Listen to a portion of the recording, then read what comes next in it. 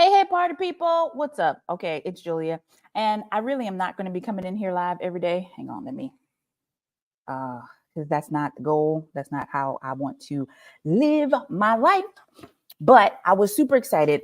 And I wanted to share this with you because it's important for you to understand how I roll, because some of y'all have to get to know me and I get it. And so I'm, committed to being a little more visible, talking about the things that I want to share. And so this is the year of the pioneer. Um, and so I need you to know this. So in my post I did a few days ago, I said, business does not have to be, first of all, let's make sure you can hear me. If you are on live, can you hear me? Is my microphone moving? If anybody is watching live, testing. I think I tested the microphone. I'm assuming you can hear me. If you can't, then I will delete this and just do it all over again. All right, here we go. So one of the things that I said in my post the other day was that I'm a firm believer that the spiritual can be systematized without losing its power, and business can be spiritualized without losing its practicality. Okay. And that's I think I made that post on Facebook and LinkedIn. And I really, really do believe that. And one of the things that also excites me is evidence-based research. Now, I am coming on here to let you know that I geek out. Did you know I geek out on research? I do. And I don't think I've ever shared that part of myself with you, because there I can probably tell you a whole bunch of reasons why I didn't. But I'm not going to focus on that today. What I want to focus on is the fact that there is research. So when I talk about evidence, okay, in my company and the things that I do, I really refer to 3 times of evidence. Now, other people, other spheres, other industries, other social groups, not social groups, others, what do you call those things? Sectors. They will talk about evidence research in a very different way. A PhD and doctoral student will talk about evidence-based research in a very different way. But I'm going to talk to you about evidence. And there are 3 types of evidences, right? There is something that is anecdotal. I call them anecdotal. There's anecdotal evidence, there's popular evidence, and then there is empirical evidence, okay? Anecdotal is you have evidence, right? It's like a receipt, a personal receipt. So if you go to the bank and you deposit $1,000 into the bank and they give you a receipt, that is your personal evidence. You don't have to have a focus group to say, oh, this works, right? Like you did it, you were there, you experienced it, right? It was, in my decree workshop, I talked about how a school system in my area responded to a spiritual decree that God and I co-created. Like he said, hey, let's go do this and go after it. And there was evidence that said this thing happened, right? So that's an anecdote, right? So that anecdote from my life, that's anecdotal evidence, right? Then there's popular evidence. Popular evidences are things that you will see from things like Harvard Business Review, might be on Forbes, could be on CNBC, some reputable places, whomever decides what's reputable and what's not, right?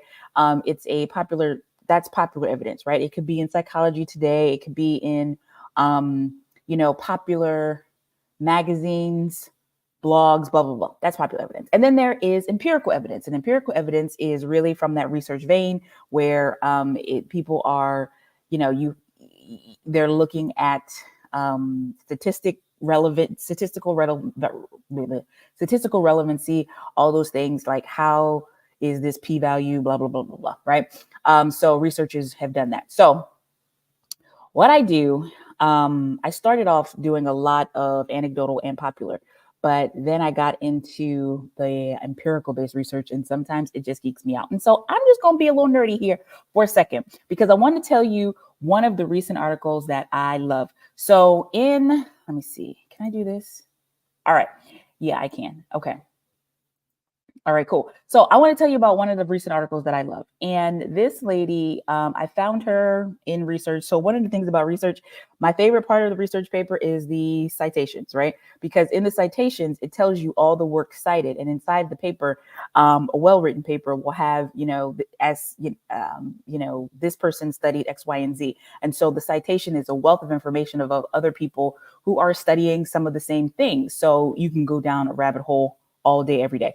Anyway, so I kind of discovered her going down a rabbit hole one time, and her name is Teresa Rothenson. She's a professor at a university in Minnesota, and when she talks about spirituality and workplace and spirituality and leadership, she's just one of my favorite people to check up on every now and then to see if anything was published.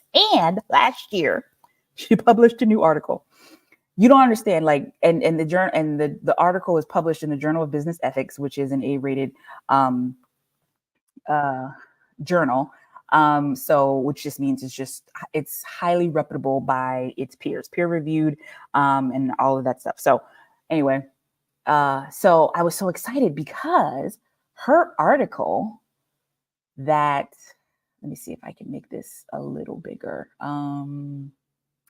Where is it? Can I increase the font size a little bit? Hang on. Yes, I can. Did that work? I think it did.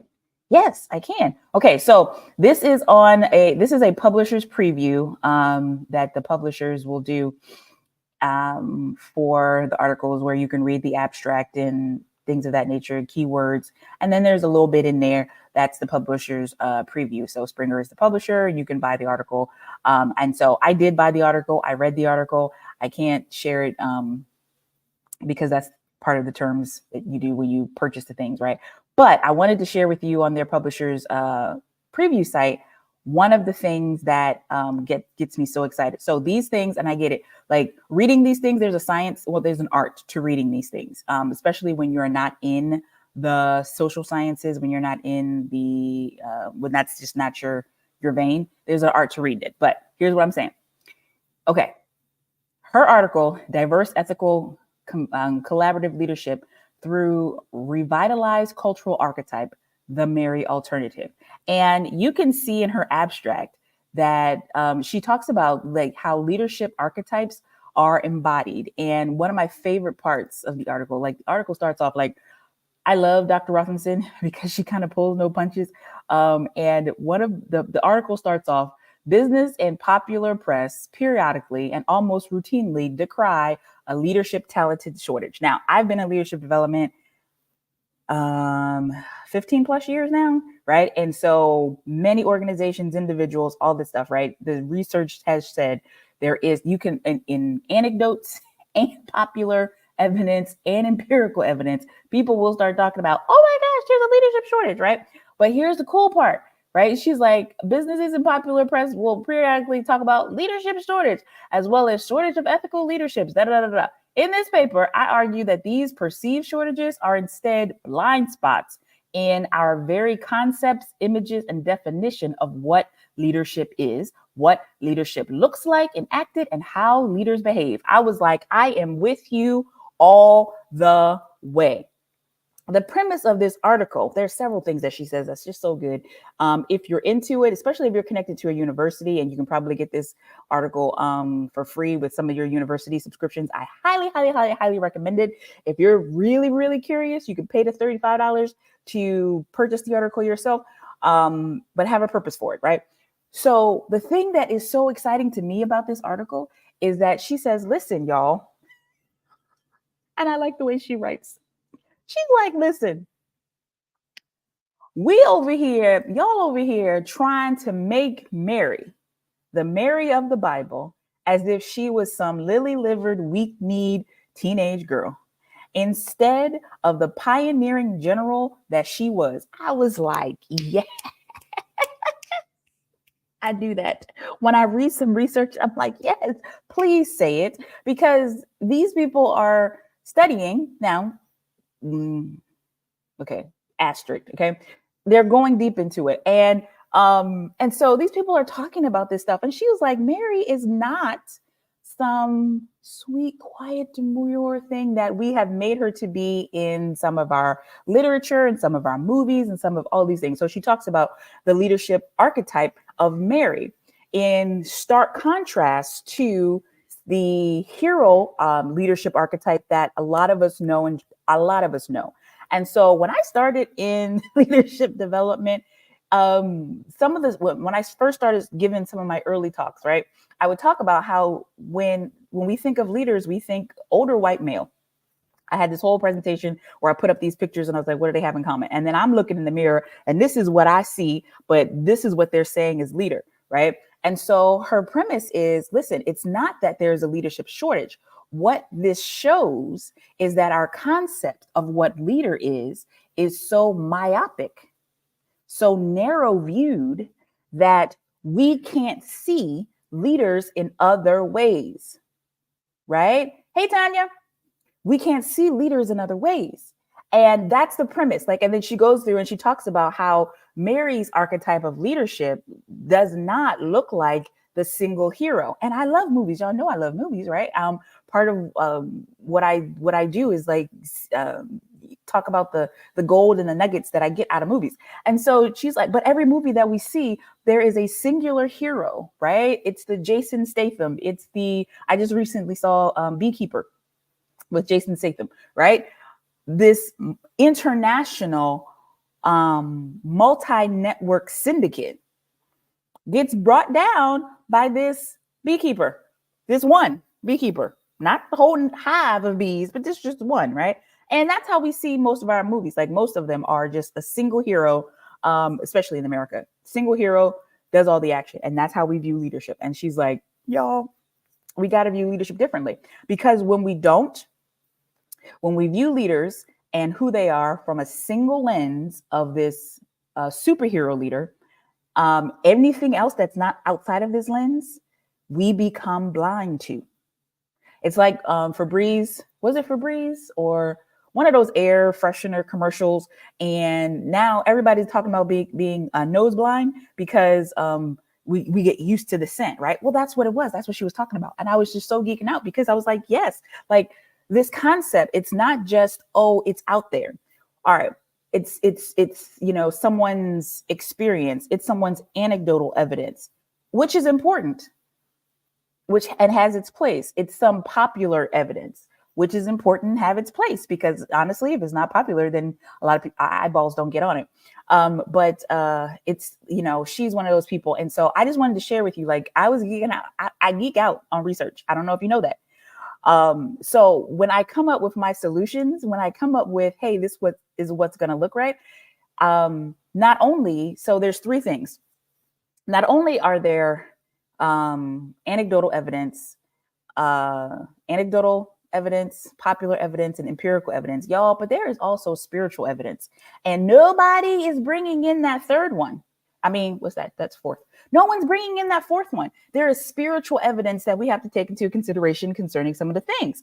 And it's the same thing. And it's like, I'm not separating them anymore. We're looking at the whole picture. Too much evidence that I have read. And I'm not going to share all the articles that excite me, but who knows? I might, but no, I won't. But there's too much evidence out there, empirical and otherwise, that says that people want to bring their whole selves to work. So many people are quiet quitting and all these other things. Why? Because it's like we have to stay in this lane and not go in any place else. Okay. Anyway, what does that have to do with the pioneer? Okay. Hey, pioneer. Okay. I'm going to talk to you for a minute, because if it's true that there are leadership styles outside of service, outside of transformational leader, outside of servant leadership, outside of authoritarian leaders, if there are other leadership styles out there that we're ignoring simply because there's one or two or a handful that is the most popular right now, that means that your leadership style is present. You have a leadership style. Whether it fits in the ones that are popular or not, you have a leadership style. And part of becoming a pioneer is understanding your leadership style. Now, I'm not doing formal leadership assessments and all of that things. The place that where you as a pioneer have to come to understanding is what is that holistic style that you gravitate towards naturally. Even if no researcher, empirical, popular, or anecdotal has said this is the leadership style, you're a pioneer, boo. So you can create a leadership style that's not yet popular. It's just yours, right? You can do that for yourself and have that be a cornerstone of how you move along. I say that because too many people that I come in contact with compare themselves to the things that are already there, the benchmarks, the things that have been there forever. We've been talking about them since 1970 something, when somebody coined the phrase and then somebody else built on the phrase and all of that stuff. I mean, research is based on top of more research, right? And so it's sampling each other all the time. So since the first time somebody talked about transformational leadership or servant style leadership or all of that stuff, right? We've been building and building and building on that. And what I want to say to the pioneer is that it's not just you have a feeling. You have a feeling. And what I like to do is to go, what's the pattern that I've researched already in any of the genres, right? That really fits what you're talking about. And y'all are so similar. It is wonderful, right? That's why I was like, this is happening too much for me to not address the pioneers this way. So I just need y'all to know I geek out a little bit on research. I research and I can and so if you're interested in an article, I can drop the citation in the someplace. I don't know. I hope you grab. Well, let me do this because I might not be able to. Okay, if you are interested in getting the article, that's the title. Here's the title and the author. There it is. Diverse, ethical, collaborative leadership through revitalized cultural archetype, The Merry Alternative by Taretha J. Rothenson. And if you lead women, this is a fantastic article for women's leaders. It's a fantastic article for you to read to kind of give you some understanding of what the social science researchers are saying when it comes to leadership. So I just wanted to say that, like, I geek out on research and I'm not going to be quiet about it. They're not going to be quiet about it. There are certain things that I was like, I don't think that people will know where it fits. This is the year of integration and you're getting all aspects of Julia. And this is one aspect of me. I geek out on the research. I'm like, ooh, that's good. You can ask my husband. I'm reading articles and I'm like, yes, I do. I'm like, yes, queen. Yeah, let me put that in my little database to tuck away, because y'all need to know that when you hire, refer, and collaborate with me, it's going to be this evidence-based. I'm going to be looking for the evidence for what it is that will make pioneers embrace themselves and move forward. All right. So if that was good, drop a comment. Let me know what you think about it. If you're going to get the article or going to try to find it, let me know. Drop a comment in there. And so, all right, that's it. I'm done. Until next time, y'all. Bye now.